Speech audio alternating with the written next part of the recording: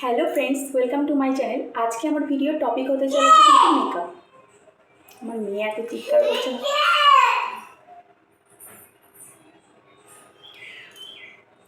তো hello friends, welcome to my channel. আজকে আমার ভিডিওর টপিক হতে চলেছে কিন্তু মেকআপ। মেকআপ শুধু বিলাসিতা নয়, বরং এটি একটি আত্মবিশ্বাসের নাম। আর নিজেকে যত সুন্দরভাবে সাজিয়ে গুজিয়ে রাখা যায়, তো আমাদের কিন্তু মনও ভালো থাকে। যারা আমার মতন বিয়ের পরে আর মা হওয়ার পরে বিশেষ করে আমরা কিন্তু সেইভাবে আর সাজগোজ করার সময় পাই না। তো কোথাও বেরোনোর আগে টুকিটাকি একটু অল্প প্রোডাক্ট দিয়ে কীভাবে তাড়াতাড়ি মেকআপ তোমরা করতে পারবে, সেটাই আমি আজকে আমার ভিডিওতে শেখাবো। আর আমিও কিন্তু এরকম চটজলদি টুকিটাকি মেকআপ হ্যাকস ফলো করি। তো সেটাই আমি তোমাদেরকে আজকে দেখাবো যে কীভাবে আমি আমার মতন করে কীভাবে মেকআপটা আমি করি। আর কোথাও যাওয়ার আগে অল্প সাজগোজ করলে কিন্তু নিজের মনও ভালো থাকে, আর নিজেকে সুন্দরভাবে পরিপাটিভাবে গুছিয়ে রাখা যায়, নিজের আত্মবিশ্বাসও কিন্তু বাড়ে। তো চলো আমার ভিডিওটা শুরু করা যাক। দেখো, সবার প্রথমে এটি একটি গুরুত্বপূর্ণ স্টেপ যে চুলগুলোকে কিন্তু ভালো করে আমাদের বেঁধে নিতে হবে। এখানে দেখো, আমি আমার মেয়ের একটা হেয়ার ব্যান্ড দিয়ে চুলটাকে কিন্তু খুব সুন্দর করে বেঁধে নিয়েছিলাম। তারপর কিন্তু একটি টোনার বা ক্লিনজারের প্রয়োজন আছে। এই যে আমার কাছে ছিল ডাবার গোলাবাড়ির, এটা কিন্তু ক্লিনজার প্লাস টোনার, তো এটাই আমি ইউজ করি। আর এটা কিন্তু মেকআপের আগে খুবই প্রয়োজনীয় একটা জিনিস। এটি কিন্তু খুব সুন্দর আমাদের মেকআপটিকে উজ্জ্বল করে তোলে। অল্প একটু তুলোতে কিন্তু এটি স্প্রে করে নিয়ে মুখে ঠিক এইভাবেই অ্যাপ্লাই করতে হবে।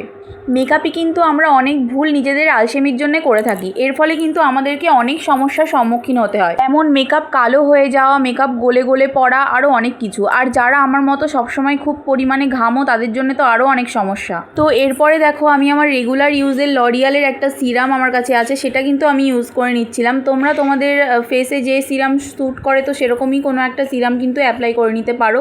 এটি কিন্তু ভীষণ একটা ইম্পর্টেন্ট স্টেপ। দেখো, আমার কিন্তু প্রচণ্ড পরিমাণে ঘাম হয়, আর ঘামই কিন্তু মেকআপের সবথেকে বড় শত্রু। সেই জন্যেই কিন্তু মেকআপ কালো হয়ে যায় ও মেকআপ গলে গলে পড়ার সম্ভাবনা থাকে। তো এই সমস্যার সমাধানের জন্য আমি কোন কোন প্রোডাক্ট ইউজ করি আর ঠিক কীভাবে অ্যাপ্লাই করি, সেটার জন্য আমি নেক্সট একটা ভিডিও বানাবো। তো সেটা দেখার জন্য আমার চ্যানেলটিকে অবশ্যই তোমরা সাবস্ক্রাইব করে রাখবে। একটা ভিডিওতে তো সব কিছু দেখানো সম্ভব না, সেই জন্য আমি নেক্সট ভিডিওতে এই নিয়ে কথা বলবো। তো এরপরে দেখো, একটা ময়শ্চারাইজার, যে কোনো ময়শ্চারাইজার যেটা তোমাদের স্যুট করে সেরকমই একটা ময়শ্চারাইজার এইভাবে অল্প করে অ্যাপ্লাই করে নিতে পারো।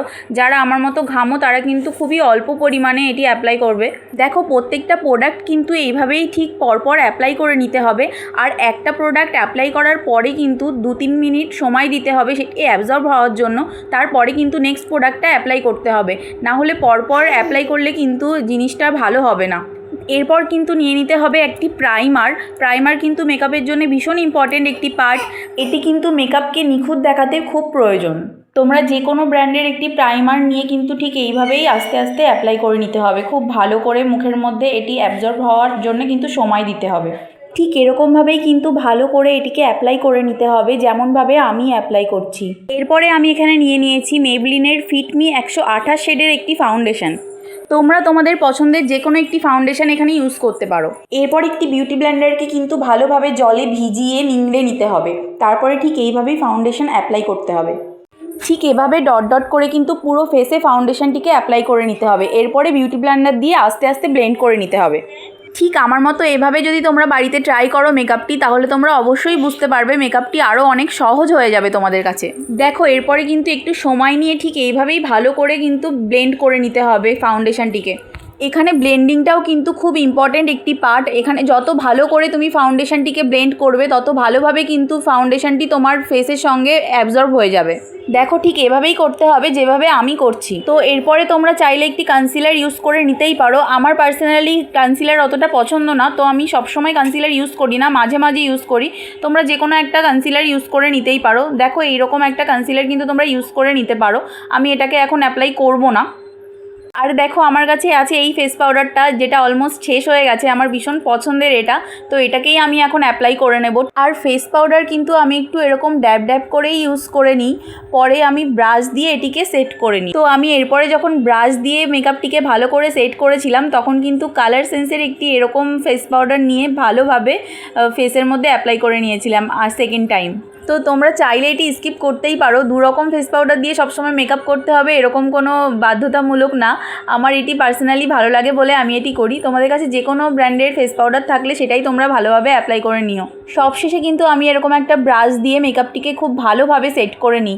তোমাদের কাছে যদি লুজ পাউডার থেকে থাকে তো তোমরা সেইভাবেও সেট করে নিতে পারো। আর এরপরে কিন্তু আইব্রোর পালা। তো আইব্রোটাও কিন্তু খুব সুন্দরভাবে সেট করে নিতে হবে। আমার আইব্রোটা কিন্তু একটু খারাপ আছে, তো আমি সবসময়ই সেট করি আইব্রো। আর মেকআপ করলে কিন্তু আইব্রো সেট করা অবশ্যই প্রয়োজন। অবশ্যই কিন্তু তোমরা একটি আইব্রো পেন্সিল দিয়ে আইব্রোটাকে খুব সুন্দরভাবে সেট করে নেবে।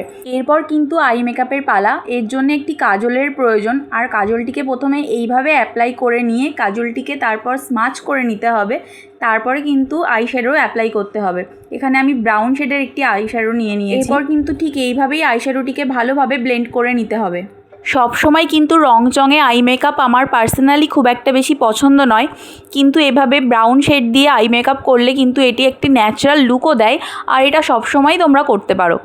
এরপরে কিন্তু একটি আইলাইনার তোমরা অ্যাপ্লাই করে নিতে পারো। এরপর একটি মাস্কারা অ্যাপ্লাই করে নিতে হবে। তোমরা কিন্তু চাইলে আইল্যাশও লাগাতে পারো। আমি এখানে আইল্যাশটা লাগাইনি। তোমরা চাইলে ল্যাশটা একটু কার্ল করে নিতে পারো। কার্ল করে নিয়ে তারপরে কিন্তু মাস্কারাটা অ্যাপ্লাই করতে পারো। মাস্কারাটা কিন্তু ভালোভাবে নিচের আইল্যাশেও ঠিক এইভাবে অ্যাপ্লাই করে নেবে। এরপরে দেখো লিপ অ্যান্ড চিকের আমার কাছে এই রকম একটি ব্লাশার রয়েছে। এটি কিন্তু আমি এইভাবেই ঠিক অ্যাপ্লাই করে নিচ্ছি। তোমরা চাইলে কোনো কালারও এখানে ইউজ করতে পারো, কিন্তু আমার কাছে যেহেতু এই কালারটাই রয়েছে তো এটি কিন্তু একটি নো মেকআপ লুকও খুব সুন্দর দেয়। তো আমি এটাকে এইভাবে খুব সুন্দরভাবে ব্লেন্ড করে নেব। এটি কিন্তু খুব ভালোভাবে হাত দিয়েই ব্লেন্ড করা যায়, ঠিক এইভাবেই ব্লেন্ড করে নিতে হবে। এরপরে লুকটাকে কমপ্লিট করব একটি লিপস্টিক দিয়ে। আমার কাছে এই লাল কালারের লিপস্টিকটাই আছে, তো এটা দিয়েই আমি আমার লুকটাকে কমপ্লিট করছি। তোমাদের যে কোনো কালারের লিপস্টিক দিয়েই তোমরা লুকটা কমপ্লিট করতে পারো। এরপরে সবশেষে লিপস্টিক দিয়ে লুকটিকে কমপ্লিট করার পরে কিন্তু ফিক্সার দিয়ে মেকআপটিকে সেট করে নিতে হবে। আজকের মেকআপ লুকটা আমি এইভাবেই কমপ্লিট করলাম। কেমন লাগলো তোমরা অবশ্যই কমেন্ট করে জানিও। আর ভালো লাগলে একটা লাইক করে দিও। আর আমার চ্যানেলটিকে অবশ্যই সাবস্ক্রাইব করে দিও। নেক্সট ভিডিও খুব শিগগিরই আসছে, একটা পার্টি মেকআপ ভিডিও। আজকের ভিডিওটা তাহলে এখানেই শেষ করছি। চলো, টাটা।